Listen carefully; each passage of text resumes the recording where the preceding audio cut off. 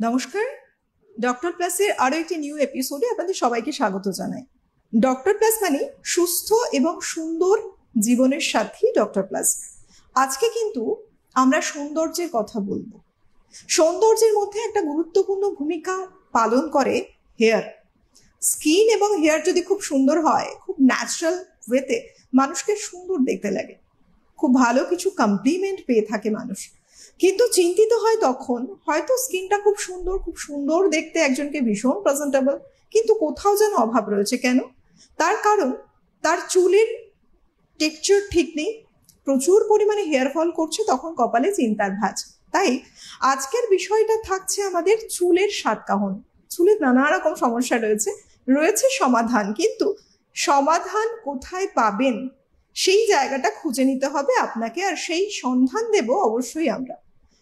আজকে আমাদের সঙ্গে এই বিষয়ে আলোচনা করবেন, চুলের নানা রকম সমস্যা নিয়ে কি করে সমাধান আমরা পেতে পারি সে বিষয়ে যিনি বলবেন, আমাদের গাইড করবেন বলা চলে, কারণ চুলের সমস্যা আপনার আমার সবার।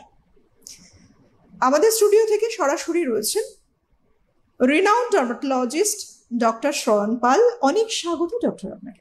নমস্কার। নমস্কার। সময় যেটা বলছে, ঘড়ির কাঁটা এগিয়ে চলে, সময় এগিয়ে চলে, প্যারালালি মানুষের বেশ কিছু সমস্যার সাথে একটা অনেক বড় সমস্যা, সেটা হলো হেয়ার লস। প্রচুর পরিমাণে হেয়ার ফল করছে মানুষের, এবং দেখা যাচ্ছে কিছু কিছু মানুষ ভীষণ ডিপ্রেশন থেকে কাউন্ট করতে থাকেন কটা হেয়ার লস হলো। হতে পারে হয়তো স্নান করে উঠেছে, টাওয়েলে প্রচুর পরিমাণে হেয়ার, ঘরে বিভিন্ন জায়গায় হেয়ার ফল করে আছে, রীতিমতো শুরু হয়ে যায় কটা হেয়ার ফল হলো, সেই অনুযায়ী ডিপ্রেশন, ফ্রাস্ট্রেশন এবং প্রোডাক্ট বেশ কিছু কেনা বাজার থেকে, তাতেও রেজাল্ট না পেয়ে আখেরে হাল ছেড়ে দেওয়া। প্রথমেই আসবো যে এই যে হেয়ার ফলের কারণ কি আছে, এবং অত্যাধুনিক চিকিৎসা পদ্ধতি তো রয়েছে, আসছে বিষয়টা শুনবো। হেয়ার ফল এমন একটা সমস্যা আমাদের কাছে, স্পেশালি আমরা যারা ডার্মাটোলজি এবং ট্রাইকোলজি প্র্যাকটিস করি বলে পরিচিত, প্রায় 30-40% পেশেন্ট কোনো না কোনোভাবে হেয়ার ফলের কমপ্লেন নিয়ে আসেন। তো হয় তারা ডিরেক্টলি হেয়ার ফলের জন্যই আসেন, নয়তো তারা কোনো না কোনো সমস্যা বলে তারপরে ডাক্তারবাবু আমার চুলও পড়াবেশ হচ্ছে। মানে 30-40 আমি কমই বললাম, 50-60% মানে মানুষরা যখন আমাদের কাছে আসে। তো যে জিনিসটা আমি সবসময় বোঝানোর চেষ্টা করি যে কিছুটা হেয়ার ফল অব্দি ন্যাচারাল, 1 নম্বর। 2 নম্বর হচ্ছে হেয়ার ফলই কিন্তু আমাদের natural progression of the hair. মানে আজ অব্দি আপনি বা আমি খুব কমই এরকম লোককে দেখেছি যারা 50 অনওয়ার্ডস, মানে 60-70 বছর বয়সী, যাদের পুরো মাথা ভর্তি চুল, যেখানে কোনো চুলের অভাব নেই বা চুল পাতলা হয়ে যায়নি। যাদের চুলের লাইনও মেনটেন আছে তাদেরও চুল পাতলা হয়ে গেছে, এবং যাদের অনেকের ক্ষেত্রে তো হেয়ার লাইনই পেছনে চলে যায়, বা মহিলাদের ক্ষেত্রে সিঁথি ফাঁকা হয়ে যায়, সেটা তো একটা খুব কমন ব্যাপার। এবার অনেকের ক্ষেত্রে আছে, কিন্তু সেটা খুব কম মানুষের ক্ষেত্রেই আমরা দেখি যে খুবই সুন্দরভাবে, খুব ওয়েল মেনটেন্ড আছে ব্যাপারটা। এই জিনিসটা সবার আগে আমাদের বোঝা দরকার। তো আমাদের যখনই একটা হেয়ার ফল হচ্ছে, আনলেস সেটা একটা মানে অন্যান্য কোনো বডির অর্গানের কোনো তফাৎ, প্রবলেম বা হরমোনাল ইস্যু বা অন্য কোনো ইন্টারনাল ডিজিজের জন্য এফেক্টেড হয়ে হচ্ছে না, তখন এটা একটা progression towards a natural state which may be happening নর্মালের থেকে একটুখানি আগে, কিছুটা সময় আগে। মানে যেটা আপনি হয়তো 55-60 বছর বয়সে নিজেকে এক্সপেক্ট করছিলেন, সেটাই 30 বছর অবস্থাতে দেখে সেটা সামলে উঠতে পারছেন। আর আরেকটা মজার জিনিস যেটা দেখা যায়, সেটা হচ্ছে যদি আপনার ফ্যামিলির মধ্যে থাকে হেয়ার ফলের হিস্ট্রি একটু কম বয়স থেকে, তাহলে প্রতিটা জেনারেশনেই আমি দেখেছি সময়টা একটু একটু করে এগিয়ে আসে। মানে বাবার, যদি অনেকে বলেন যে আমার বাবারও হয়েছিল, কিন্তু সেটা 40 বছরের পর থেকে, আমার 30 বছর থেকে শুরু, সেটাই এক্সপেক্টেড। যার যদি আপনি 40 বছর বয়স থেকে একজনের মাথা ফাঁকা দেখেন, সেটা আপনার ক্ষেত্রে কম হয়। এবং সেকেন্ড ব্যাপার যেটা আমরা যখন একটু ছোটবেলাতে দেখি, আমাদের মেমোরিতে আমরা একটা খুব সিগনিফিকেন্ট চেঞ্জ না হওয়া অবধি অন্যেরটা দেখতে পাই না, কিন্তু নিজেরটা খুব অল্প চেঞ্জের থেকেই আমরা দেখতে শুরু করি। তো এই জিনিসটা আমাদের রিয়েলাইজ করতে হবে যে হেয়ার ফল একটা ন্যাচারাল প্রোগ্রেশন। দ্বিতীয় যেটা ভারতের মতো দেশের জন্য ভীষণ ইম্পর্টেন্ট, সেটা হচ্ছে hormonal issue, malnutrition and pollution.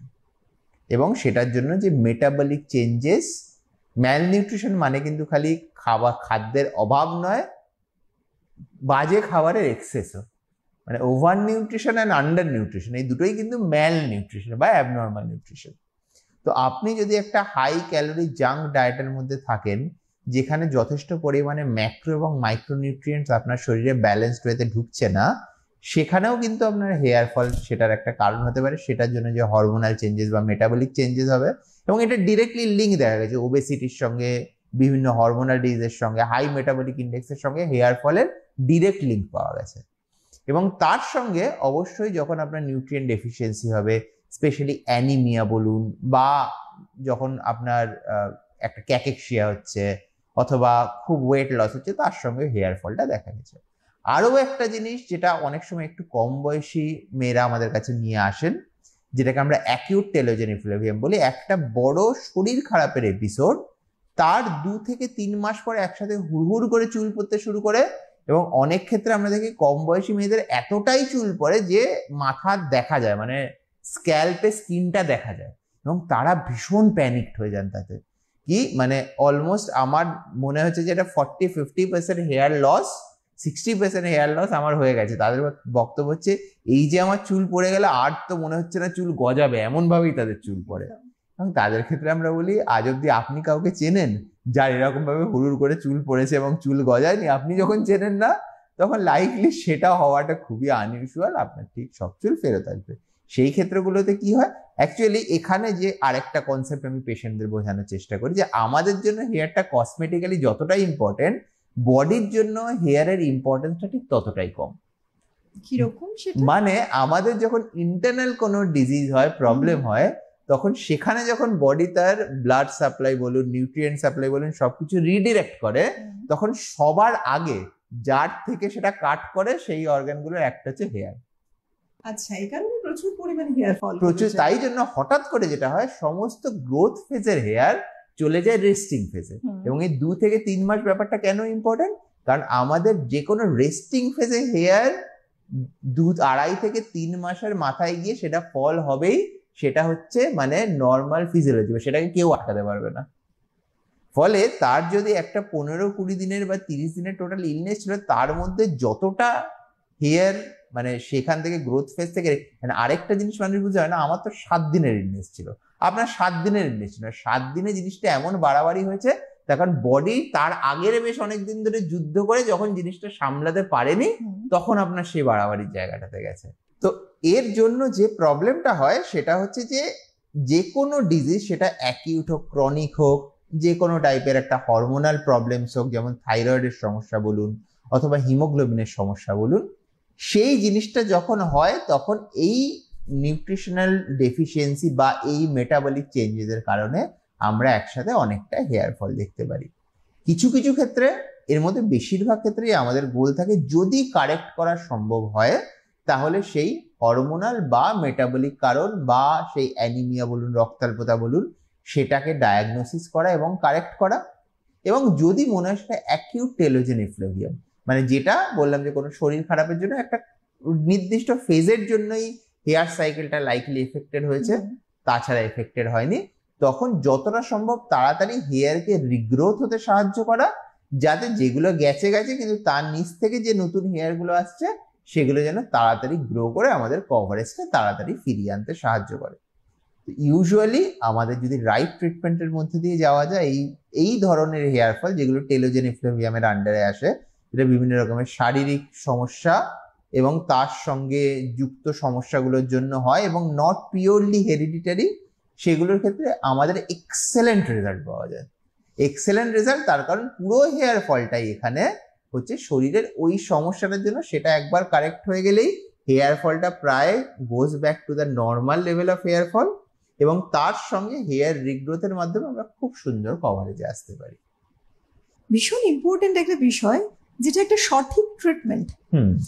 বহু মানুষ যাদের হেয়ার ফল করছে, হেয়ারে প্রবলেম রয়েছে, তারা কিন্তু বিভিন্ন জায়গায় ছুটছেন, বিভিন্ন জায়গায় ট্রিটমেন্ট নিচ্ছেন, সেটা যে ওয়েতেই হোক, এবং বেশ কিছু টাকা পয়সা খরচ করে প্রোডাক্ট ইউজ করে ফেলছেন।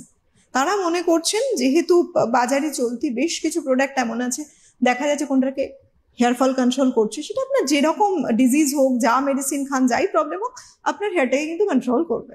এমন কিছু বেশ কিছু প্রোডাক্ট তারা ইউজ করছেন, সেটা শ্যাম্পু হতে পারে, অয়েল হতে পারে, কন্ডিশনার হতে পারে, চুলের যাবতীয় যা কিছু।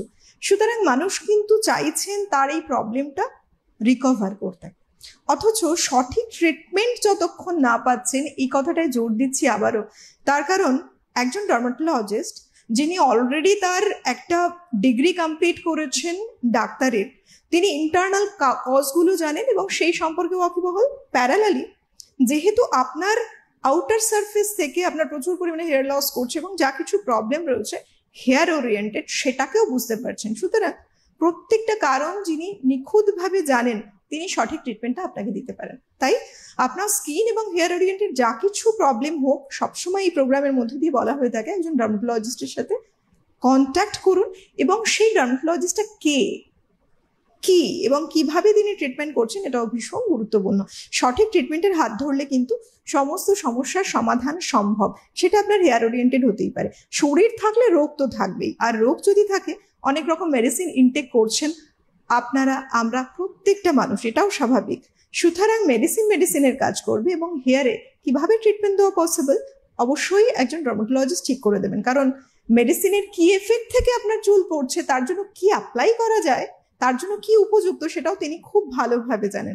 তাই এদিক ওদিক অন্য জায়গায় ট্রিটমেন্ট না নিয়ে, বাজারে চলতি বেশ কিছু প্রোডাক্ট না নিয়ে, আমি বলবো সঠিক পরামর্শ নিয়ে একজন ডার্মাটোলজিস্টের হাত ধরে আপনাকে কিন্তু ট্রিটমেন্ট নিলে আপনার জন্য হেলদি হবে এবং সেটাই আপনার জন্য উপযুক্ত। তার কারণ আমরা প্রত্যেকে চাই একটা খুব সুন্দর সুস্থ হেয়ার।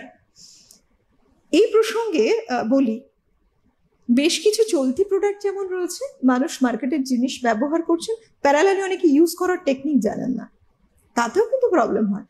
শ্যাম্পু কি ধরনের ইউজ করা উচিত এবং ফ্রিকোয়েন্সি ঠিক কতটা হওয়া উচিত। বহু মানুষ আছে যারা বাইরে কাজ করছেন, এবং বেশ কিছু মানুষ আছেন যাদের হয়তো খুব বেশি বাইরে বেরোতে হয় না। দুটো ধরনের মানুষ রয়েছেন, নিশ্চয়ই তাদের পদ্ধতিগুলো আলাদা হবে, শ্যাম্পু ইউজ করা কি কন্ডিশনার ইউজ করা।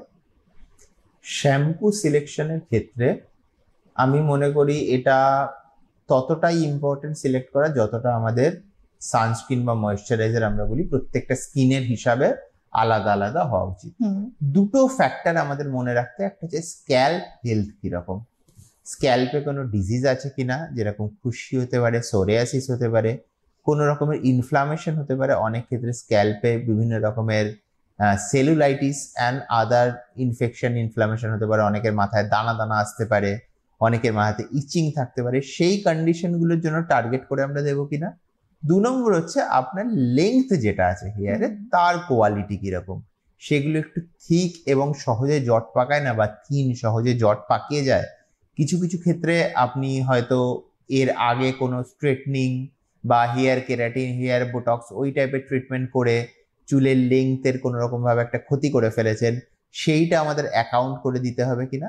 এবং আরেকটা হচ্ছে যেটা আপনি একটু আগে বললেন, আজকে ওয়ার্ক ফ্রম হোমের জামানাতে অনেকেই আছেন, আমার পরিচিতই অনেকে আছেন, যারা প্রায় পুরো সপ্তাহই একই সাথে বাড়িতে বসে থাকেন, তারা বাড়ি থেকে প্রায় বেরোনি না। আর আজকে সুইগি, জেপ্টো, জোম্যাটো এসবের যুগে এসে তো মানে যাই চাইছি ঘরের মধ্যে বসে হাতের কাছে।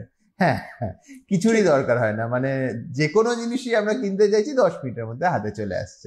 এবং তারা সারাদিন এমন বিজিও থাকেন, সারাদিনই কম্পিউটারের সামনে বসে আছেন, হয়তো ওঠার সময়ও নেই, বেরোনোর সময়ও নেই।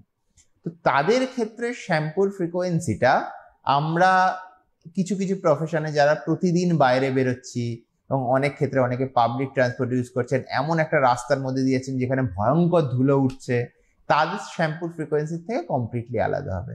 মানে এতটাই ডিফারেন্স, মানে অনেকের ক্ষেত্রে হয়তো সিমিলার টাইপের একটা হেয়ার এবং স্কাল্প কন্ডিশনে আমি তাকে সপ্তাহে 1 বার শ্যাম্পু ব্যবহার করতে দিলাম, অনেকের ক্ষেত্রে সিমিলার স্কাল্প অ্যান্ড হেয়ার কন্ডিশনে আমাকে হয়তো এই তার লাইফস্টাইল এবং যতটা মানে পলিউশনের সম্মুখীন হতে হচ্ছে তার জন্য সপ্তাহে 3 বারও দিতে হতে পারে। একদম, কারণ প্রচুর পরিমাণে ধুলো, ধোয়া, এয়ার পলিউশন এখন কিন্তু সাংঘাতিক।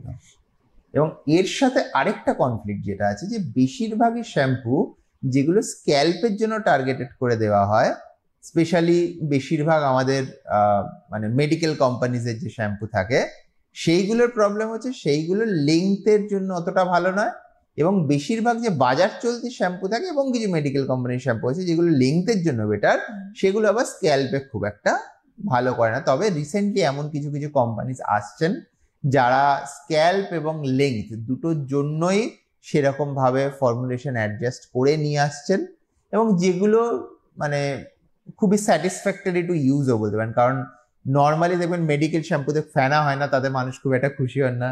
এগুলোতে সুন্দর ফেনাও হয়, লেংথেরও একটা স্মুদেনিং হয়, এবং তার সাথে স্ক্যাল্পেরও যদি ইরিটেশন, অ্যান্ড বেশিরভাগ মানুষের ক্ষেত্রে যেমন মানে আমাদের এই উপমহাদেশে স্পেশালি বলতে পারেন মানে বেঙ্গল এবং মানে আমাদের এই বে অফ বেঙ্গলের এই পুরো এরিয়াটাতে, দক্ষিণবঙ্গ স্পেশালি এবং পার্ট অফ উত্তরবঙ্গতেও ড্যান্ড্রাফটা এমনই একটা কমন ব্যাপার। মানে আপনি যদি টোটাল সারাদিনে আমরা 10টা পেশেন্টকে দেখি, তার মধ্যে অন্তত 7 বা 8 জনের কোনো না কোনো ক্যাপাসিটিতে ড্যান্ড্রাফ আছে। কারোর হয়তো শীতকালে বেশি হয়, কারোর সারা বছরই থাকে, কারোর বছরে 2-4 বার কোনো না কোনো ক্যাপাসিটিতে ড্যান্ড্রাফ আছে। একদম ড্যান্ড্রাফ ফ্রি হয়তো 10 জনের 2 জন।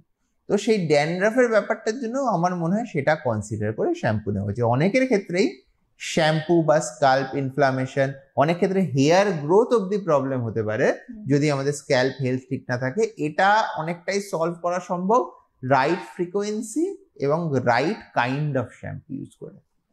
একদম, এই যে রাইট কথাটা ইউজ করছেন, বারবার জোর দিচ্ছেন তার উপরে, প্রত্যেকে আপনারা যারা ওপারে আছেন আপনাদেরও কিন্তু বোঝা উচিত right treatment with right product, এবং সেই সিলেকশনটা যিনি করবেন তিনি করবেন যিনি বিষয়টা সম্পর্কে খুব ভালো জানেন। আর ডক্টর, এই জায়গাটায় আমার একটা প্রশ্ন আছে। বহু মানুষের টাইপটা আলাদা আলাদা হেয়ারের, কারোর দেখা যাচ্ছে প্রচন্ড ফ্রিজি হেয়ার, এবং তার সাথে কি হচ্ছে না খুব সহজে ভেঙে যাচ্ছে চুলগুলো, এবং কিছু মানুষ এমন আছেন তাদের এত পরিমাণে অয়েলি, তার চিপকে চিপকে থাকছে সবসময়, প্রচুর পরিমাণে তিনি শ্যাম্পু ইউজ করছেন, শ্যাম্পু ব্যবহার করছেন, আখেরে দেখা গেল একটা সময় তার হেয়ার প্রবলেম শুরু হয়ে গেল, যেমন হেয়ার ফল করছে, প্যারালালি ড্যান্ড্রাফ আসছে। তো এই যে হেয়ারের টাইপ আলাদা হয় এবং ট্রিটমেন্টের যে পদ্ধতি সেটা কি টাইপের উপরে ডিপেন্ড করেও কিছুটা হয়? অ্যাবসলিউটলি। আপনি এখানে যে বললেন যে অয়েলি যে হেয়ারের ইস্যু, অ্যাকচুয়ালি কিন্তু হেয়ার অয়েলি না, অয়েলি হচ্ছে স্ক্যাল্পটা। Oily scalp is a sign of seborrheic dermatitis. সেটা হয়তো গরমকালের জন্য, যেহেতু আমরা প্রচুর পরিমাণে ঘামছি, সেটা ড্যান্ড্রাফ তৈরি করছে না, কিন্তু অলমোস্ট 100% মানুষ যাদের অয়েলি স্কাল থাকে তাদের দেখবেন শীতকালে গিয়ে ড্যান্ড্রাফের সমস্যা হয়। তার কারণ ওই অয়েলগুলোই শীতকালে যখন আর্দ্রতা কম থাকবে তখন শুকিয়ে ফ্লেক তৈরি করবে, ইনফ্লামেশন তৈরি করবে এবং ড্যান্ড্রাফ তৈরি হবে, সেই সেম অয়েলগুলো। তো সেই ক্ষেত্রে আমাদের এমন একটা শ্যাম্পুর দরকার যেটা আমাদের অ্যান্টি ড্যান্ড্রাফ প্রপার্টি আছে। আরেকটা ব্যাপার আপনি যেটা বললেন লেংথের থিকনেস, তো অনেক ক্ষেত্রে দেখা যায় লেংথের থিকনেসটা অ্যাসোসিয়েটেড থাকে আমাদের কিছু মাইক্রোনিউট্রিয়েন্ট ডেফিসিয়েন্সির সঙ্গে অ্যান্ড ইন জেনারেল কিছু হেয়ার ইস্যুর সঙ্গে। অনেক ক্ষেত্রে অনেকের হেয়ার অ্যাবনর্মালি থিন, স্পেশালি এটা আপনি একটু রিলেট করতে পারবেন। দেখবেন বেশিরভাগ যে বাচ্চারা ভিক্ষা টিক্ষা করে বা খুব ম্যাল নিউট্রিয়েন্ট অবস্থাতে থাকে, তাদের দেখবেন প্রায় প্রত্যেকেরই হেয়ার ভীষণ পাতলা। তার কারণ মাইক্রোনিউট্রিয়েন্ট ডেফিসিয়েন্সি হচ্ছে আমাদের ওয়ান অফ দ্য রিজন আমাদের হেয়ারের স্টেম পাতলা হয় এবং কেরাটিন যথেষ্ট পরিমাণে প্রডিউসড হয় না। এবং একটু আগেই আমি যে কথাটা বললাম, ম্যাল নিউট্রিশন কিন্তু এটা নয় যে undernutrition. Malnutrition can also be over but improper nutrition, মানে যতটুকু প্রয়োজন শরীরের ঠিক ততটুকুই, অথবা আমরা হয়তো প্রচুর পরিমাণে ক্যালোরি নিচ্ছি কিন্তু মাইক্রোনিউট্রিয়েন্ট নেওয়া হচ্ছে না। কারণ আমাদের অনেকেই আছেন দর্শক বন্ধুদের মধ্যে যারা হয়তো প্রচুর মানে পরিমাণে কার্বোহাইড্রেটস, ফ্যাট এবং প্রোটিনস নেন কিন্তু ভেজিটেবলস নেন না, ফলমূল খান না বা নাটস নেন না। তো এই ধরনের জিনিসগুলো যেহেতু নেওয়া হয় না, যে জিনিসগুলো আমাদের মাইক্রোনিউট্রিয়েন্টের সাপ্লাই করে, তো অনেক ক্ষেত্রেই সেটার জন্য কিন্তু মানে অনেক ক্ষেত্রে এটা যদি আপনারা সাপ্লিমেন্টস গুলো আমরা যেগুলো লিখি এবং ডিপেন্ড করে কার কি সাপ্লিমেন্ট লাগবে, কিন্তু ইন জেনারেল আমরা বলি বায়োটিন অ্যান্ড ক্যালসিয়াম পেন্টোথিনের, সেটার মধ্যে দিয়ে দেখা গেছে ইনফ্যাক্ট হেয়ারের থিকনেসেরও ইমপ্রুভ হয়েছে। স্পেশালি যাদের কার্লি হেয়ার আছে, যাদের আরো বেশি জট পাকে, কার্লি এবং থিন হচ্ছে এমন একটা কন্ডিশন, মানে বেশিরভাগ আমার যারা পেশেন্ট বলেন যে ডাক্তারবাবু আমার স্নান করতে ভয় করে, কারণ স্নান করলে আমার 2 থেকে 3 ঘন্টা লাগবে সেই জিনিসটাকে স্ট্রেটেন করতে, প্রপারলি চুলটা না ছেঁড়াছিড়ি করে।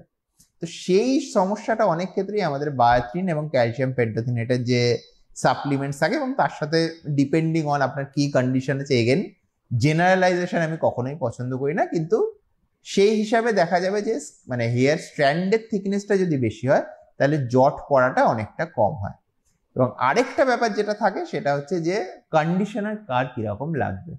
অনেক ক্ষেত্রেই কিন্তু কন্ডিশনার আবার দু রকমের হয়, silicon containing and non silicon containing, এবং সেটাও মানে রিকোয়ারমেন্টস অনেক ক্ষেত্রে থাকে যে শুরুর দিকে হয়তো সিলিকন কন্টেনিং কন্ডিশনার থেকে আমরা শুরু করি, তারপরে আমরা নন সিলিকন কন্টেনিং কন্ডিশনারে শিফট করি, অথবা কিছু কিছু মানুষের ক্ষেত্রে হয়তো সেই সিলিকন কন্টেনিং যে কন্ডিশনার আছে সেটারই নিড বেশি থাকে। কিছু কিছু মানুষ স্পেশালি যাদের কার্লি হেয়ার্স তাদের ক্ষেত্রে সিলিকন কন্টেনিং যে কন্ডিশনার থাকে সেগুলো তাদের মানে কার্লটাকে মানে ঠিকঠাকভাবে মেনটেন হতে দেয় না, অথবা সেই জটটা মানে সেই ক্ষেত্রে জট পাকানোর সম্ভাবনা একটুখানি থাকে, তাদের ক্ষেত্রে নন সিলিকন কন্টেনিং কন্ডিশনার আমরা প্রেফার করি। এবং সবচেয়ে বড় কথা, কমার্শিয়াল ব্র্যান্ডগুলোর ক্ষেত্রে প্রায় প্রত্যেকটা ক্ষেত্রেই কন্ডিশনারগুলো সিলিকন কন্টেনিং হয়।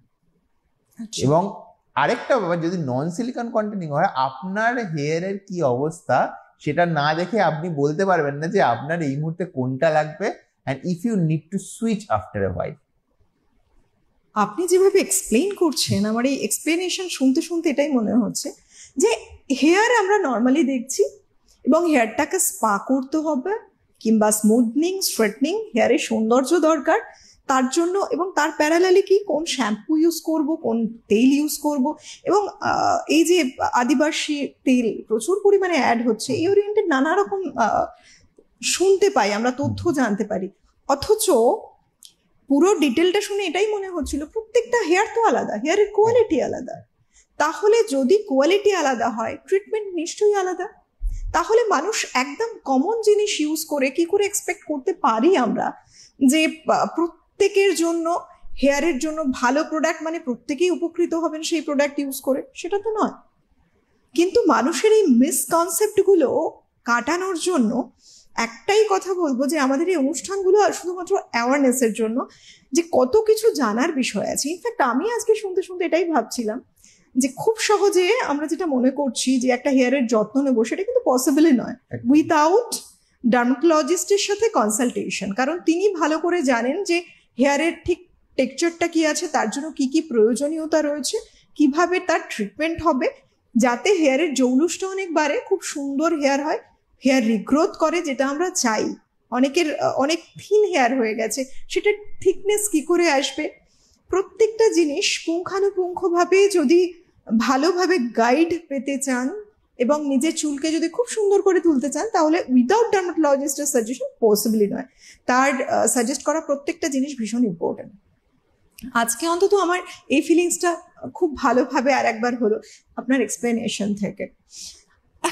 একটা খুব প্রবলেম কমন, যেটা হচ্ছে বেশ কিছু মানুষ মনে করেন যে হেয়ারে যে পুরো চুল ভিজিয়ে স্নান, মানুষের থিকনেস বলুন বা লং কতটা হবে ম্যান টু ম্যান ভ্যারি করে। তারপরেও কিছু মানুষ মনেই করেন যে প্রত্যেকদিন মাথা ভিজিয়ে স্নান করাটা খুব ভালো, সেটা হেয়ারের জন্য ভালো, শরীরের জন্য তো বটেই। আবার কিছু মানুষ শুধু হেয়ার ফল করবে বলে চুলটা ভেজানি না, এই সপ্তাহ জুড়ে যখন শ্যাম্পু করছেন সেই সময় চুলটাকে ভেজাবেন, আদারওয়াইজ অন্যান্য দিন নর্মালি স্নান করে আসবেন হেয়ারটা না ভিজিয়ে। অ্যাকচুয়ালি চুলটা ভেজানোর যে নিয়মটা কিছু তো থাকে যার জন্য হেয়ারের জন্য হেলদি, সেটা কি আছে, কিভাবে মানুষ মেনটেন করবেন, কি করা উচিত? এর মধ্যে সবচেয়ে বড় ট্র্যাজেডি যেটা, যে তারাই প্রতিদিন মাথা ভিজিয়ে স্নান করে না যাদের প্রতিদিন বাড়ি থেকে বেরোনোর তাড়া থাকে। তার কারণ তারা ভাবেন আমাদের চুল শোকাতে সময় লাগবে, তো আমরা মাথা ভিজিয়ে প্রতিদিন স্নান করতে পারবো না, আমরা সপ্তাহে একবার থেকে ম্যাক্সিমাম দুবার মাথা ভিজিয়ে স্নান করব। কিন্তু সত্যিটা হচ্ছে তাদেরই চুল সবচেয়ে বেশি সাবজেক্টেড হয় বাইরের বিভিন্ন পলিউশন, ধুলো ধোঁয়া এবং ডাস্ট পার্টিকেলস তাদের চুলের মধ্যে মধ্যে জমে যায়, এবং তাদেরই অ্যাকচুয়ালি প্রতিদিন মাথা ভিজিয়ে স্নান করা উচিত। বরঞ্চ যারা বাড়ি থেকে প্রতিদিন বেরোন না, যাদের মাথাতে অত পরিমাণে, যেমন আমি বললাম যে কেউ বাড়ি থেকে ওয়ার্ক ফ্রম হোম করেন, তারা যদি সারাদিন বন্ধ ঘরের মধ্যে কাজ করছেন, তাহলে তাদের লাইকলি না মাথা সেরকম ঘামছে, না সেখানে ধুলো দেওয়া লাগছে, তারা বরঞ্চ সপ্তাহে যদি দুদিন হয়তো মাথা ভিজিয়ে স্নান করেন, তাও আমি বলি না, আমার রেকমেন্ডেশন সবসময় থাকে প্রতিদিন বা অন্তত একদিন ছেড়ে একদিন মাথা ভিজিয়ে স্নান করা, যদি প্রতিদিন ইম্পসিবল হয়, যদি সম্ভব হয় প্রতিদিন, কিন্তু তারা তাও they can get by like wetting their hair twice weekly, তার কারণ অতটা পলিউশন, ধুলো ধোয়া ইত্যাদি লাগছে না। কিন্তু যারা প্রতিদিন বেরোচ্ছেন তাদের জন্য এটা মাস্ট। কিন্তু আমি বাড়িতে আছেন, আমি এমন বহু মানুষকে দেখেছি তারা বলেন কথাটা যে চুল ভেজালেই নাকি তাদের হেয়ার ফল বেশি হয়, চুলটা বেশি পড়ে যাচ্ছে। এবং চুল ভেজালে অ্যাকচুয়ালি সেটা নয়, তার কারণ হচ্ছে হেয়ারের হ্যান্ডলিং হয়। একটু আগে আমি আপনাকে হেয়ারের ফেজের মধ্যে টেলোজেন ফেজটার কথা বলছিলাম, এবং অনেক ক্ষেত্রে এরকম হয়েছে যে আমার পেশেন্টরা বলছেন যে ডাক্তারবাবু আপনি আমাকে ওষুধ দিলেন, আমার প্রথমে চুল পড়া পুরো কমে গেল, তারপরে খুব সুন্দর চুলের গ্রোথ হলো, রিসেন্টলি আবার দেখছি আমার বেশ হেয়ার ফল শুরু হচ্ছে, এতটা করে হেয়ার ফল হচ্ছে। আমি বললাম যে আপনি এর মধ্যে দুটো জিনিস নোটিস করেননি। এক হচ্ছে আপনি যদি আয়নায় তাকিয়ে দেখেন, এবং আমি আপনাকে ডার্মাস্কোপের ছবি তুলে দেখিয়ে দিতে পারি, আপনার আগের থেকে ডেনসিটি এবং ইভেন হেয়ার লাইনেরও স্লাইট ইমপ্রুভমেন্ট হয়েছে। এবং আপনি যে এতটা হেয়ার ফল বলছেন, আগে আপনার যে হেয়ারের লেংথ ছিল সেই লেংথের থেকে এখন আপনার হেয়ারের লেংথ প্রায় লাইক 50% to 70% বেশি, এবং হেয়ারের থিকনেস আপনি যদি আগের স্ট্র্যান্ড আর এখনকার স্ট্র্যান্ড দেখেন, সেটার থিকনেসের একটা সিগনিফিকেন্ট ইমপ্রুভমেন্ট হয়েছে। ফলে এখনকার এতটা হেয়ার আগের আপনার অতটা হেয়ারের থেকে অ্যাকচুয়ালি অলমোস্ট হাফ। এটাই প্রমাণ করে before treatment and after treatment কতখানি রেজাল্ট এসেছে। কিন্তু ওনাদের মনে হচ্ছে এতটা, কারণ আমরা তো আর ওইভাবে অ্যাসেস করি না, আমরা ভাবি এতটা হেয়ার ফল হয়েছে, এবং ওনাদের হচ্ছে আগেও এতটা হেয়ার ফল হচ্ছিল, তারপরে ইমপ্রুভ করে এখন আবার এতটা হেয়ার ফল কিভাবে হচ্ছে। এই এতটা hair fall actual number of hair strand সেটা কিন্তু আগের থেকে অনেক কম, এবং অতটা বেশি অ্যাপ্রিসিয়েবল কারণ তার থিকনেস এবং লেংথ বেশি, এবং কিছুটা টেলোজেন হেয়ার পড়বে। আমরা বলি up to 100 here's a day is very very normal, মানে হেয়ার ফল হওয়া 100টা অব্দি হেয়ার ফল নর্মাল। বেশিরভাগই আপনি দেখবেন 100টার মানুষের হেয়ার ফল হয় না, আনলেস মানে 100টার বেশি যদি হয় তাহলে আমাদের ভাবতে হবে যে আমাদের প্যাথোলজিক্যাল কজেস হচ্ছে কিনা, এবং তার আগে অব্দি আমাদের সত্যিই চিন্তা করার দরকার নেই। এবং একটা খুব বড় পরীক্ষা আপনার অ্যাকচুয়াল হেয়ার ফল কতটা হচ্ছে, আপনি দেখবেন আপনার থিনিং এবং হেয়ার লাইনের কোনো চেঞ্জ হচ্ছে কিনা। যদি আপনি দেখেন এতটা করেও চুল পড়ছে কিন্তু আপনার থিনিং নেই সেরকম কোনো, বা হেয়ার লাইনের চেঞ্জ হচ্ছে না, বা সিঁথি চওড়া হচ্ছে না, তার মানে you are doing absolutely okay. এটা আপনার যেটা পড়ছে সেটা আপনার নর্মাল টেলোজেন ইফ্লুভিয়াম, সেটাই আপনি অ্যাপ্রিসিয়েট বেশি করতে পারছেন, কারণ এর hair quality and length is better. একদম। আজকে আমরা যে বিষয়টা নিয়ে শুরু করেছি যে চুলের সাতকাহন, অর্থাৎ চুল আমাদের সবার কাছেই খুব প্রিয়, কারণ সৌন্দর্যের একটা অনেক বড় ভূমিকা পালন করে আমাদের সুন্দর চুল। তাই আজকে আমরা শুরু করলাম মাত্র। এই সাতকাহন কিন্তু চলতে থাকবে কন্টিনিউ, কয়েকটা এপিসোড তো থাকছেই। সুতরাং চুলকে সুন্দর রাখতে গেলে, যত্ন নিতে হলে কিভাবে যত্ন নেবেন এবং তার কি কি অত্যাধুনিক ট্রিটমেন্ট পদ্ধতি রয়েছে, ডক্টর শরণপল থাতা মানেই কিন্তু সেই অত্যাধুনিক ট্রিটমেন্ট পদ্ধতি নানা দিকগুলো তুলে ধরা এবং আপনাদের সমস্যার সমাধানকে জানান দেওয়া। সুতরাং সঙ্গে থাকতেই হবে, সঙ্গে থাকবেন। আমরা আরো পরের এপিসোডগুলোতেও নানা রকম সমস্যার সমাধান নিয়ে ফিরে আসবো। আজকের মতো এইটুকুনি ছিল, এই পর্যন্তই ছিল। খুব ভালো থাকুন, সুস্থ থাকুন, সুন্দর করে নিজেদেরকে সাজিয়ে তুলুন। অনেক ধন্যবাদ ডক্টর আপনাকে, ধন্যবাদ আপনাদেরকেও। নমস্কার।